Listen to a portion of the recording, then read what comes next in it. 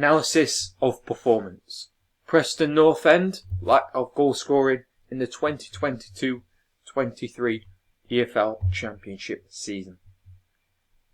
Preston currently lies 7th in the EFL Championship, just one place outside of the playoffs, as of the current date, the 10th of November 2022.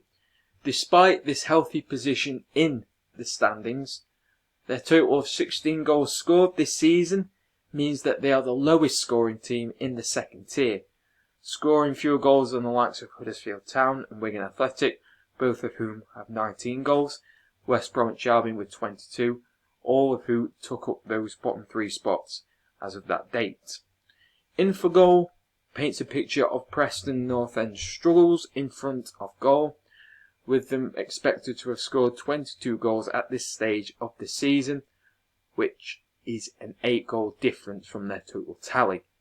Expected goals, or XG, are used in association football to measure the likelihood of a team scoring or conceding a goal. Rathgate 2017 describes. With the use of this metric, we can see that from an attacking perspective, Preston have massively underperformed. Styles of play can impact technical and tactical performance indicators, Frauder et al. 2013 describes. It is important, therefore, to identify the way that Preston North End play and the style they tend to favour before going further into this analysis. Ryan Lowe, the manager of Preston North End, is renowned for an aggressive, attacking style of football, creating chances and scoring goals. They generally opt for a 3 at the back formation, with the number of attacking players on the pitch allowing for higher chance creation and better organisation of attacks. Modric, Versic and Zekulic 2020 do discuss. The application of dynamical systems theory to coaching and gaming processes has brought forward very useful information, as Gray Hagney and Godbois 2014 do state. By modelling interpersonal dynamics with patterns of play, such as attack and defence, today we'll be focusing on attacking, dynamical systems theory provides compelling insights into tactical evolution. The tactic for scoring goals in association football is having a time of sustained possession in the game, more specifically the final third, that leads to an opportunity on the opponent's goal. And as we can see, we have an example of where that final third would be. Rain, Rabe and Mehmet 2017 do infer that passing behaviour also has a big impact on whether the team is successful or not in team sports. Teams that tend to have stability in possession are more successful, with the ability to control the game leading to more frequent opportunities to attack. Colin Williams and Riley 2005 states. The theory for scoring goals in football is by maintaining a stable state, so the stable state means a time of controlled possession for one of the teams within the play. The idea of retaining possession in the final third will allow a team, such as Preston North End, to create perturbations, therefore distractions and disruptions in a defensive team structure. If a team does successfully create those issues in a team's defensive structure, this opens up opportunities for a team to exploit that space, leading to critical incidents in the game. A critical incident could be a shot or a goal, for example. This particular study is aimed to see the effectiveness of Preston North End's stylistic manner of maintaining possession, stable state, and creating shooting opportunities, critical incidents. In order for a team to penetrate successfully, there is a requirement for the players to overtake defensive opponents and move goal side, causing yet again that keyword perturbations, leading to critical incidents through the movement of ball and players. Plitz and Launder 2013, Clement et al. 2014, Hewitt, Greenham and Norton 2016 do discuss. Yet again, Plitz and Launder, Hewitt, Greenham and Norton also state that providing passing options for for the ball carrier allows for quick and precise ball movement, evading defensive pressure by passing off and reducing the risk of possession loss or turnovers. The measure's reliability has to be achieved to prove a system's validity. To minimize errors caused by an individual's subjectivity, it is crucial to prove the content validity and reliability of notational systems and observational tools. Fernandez et al. 2019 to put forwards. Both notational analysis and biomechanics work in sports performance analysis. It focuses on the reliability of measures. Bartlett 2001. So as you can see in the top right hand corner of the screen, we have the buttons template for this specific analysis. Therefore, to prove this is a reliable method, a test needs to be conducted to show the individual reliability as well in performing this type of data collection. This was established through the use of kappa score, so therefore one random game was chosen to be analysed back to back, and this game specifically had to be one that wasn't looking at Preston North End.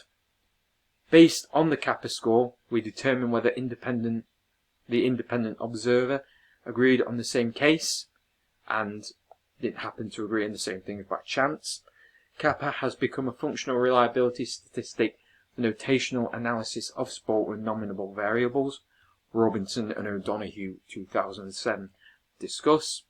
With a kappa score, there is an aim of getting an overall score between the region of 0.8 and 1, 0.8 being in the good region, 1 being bang on perfect. Although there is a slight drop off of this total score, a score of 0.7 is considered to be an acceptable one. Here we have the table of the key performance indicators. So going from left to right, we can see that we have the final third, the pass number, the players in possession, the passing options, the opponent number, and shots. The central column shows the descriptors of each of those KPIs, and the references are there on the furthest right column. There is a general trend with the number of opposing players between the player with possession on Preston's side and their opponent's goal. Often there are 6 or more players in this space, and as we can see here, that number is quite significant. So 6 or more players, that would be the opponent number macro. So therefore we can see that they have to break down really defensive, rugged structures. Passes that reduce the number of defenders between that player with possession and the opposing team's goal are rated positively if they reduce the number of defenders in front of the goal. The opposite is also true. Rain, Rabe and Mehmet 2017 do state. Furthermore, a negative correlation exists between scoring probability and the number of defenders between ball carrier and goal. Ensom, Pollard and Taylor 2004 research shows. This is the case when the opposition has a structured defensive base, which has been mentioned previously, with plenty of defensive cover between ball carrier and the goal. Preston North End, when they do get into the final third, produce lots of short sequence of passes, and with this data they accumulate that large number of passes, which you can see on the right hand side of the table. There is a massive bias for the short passing number.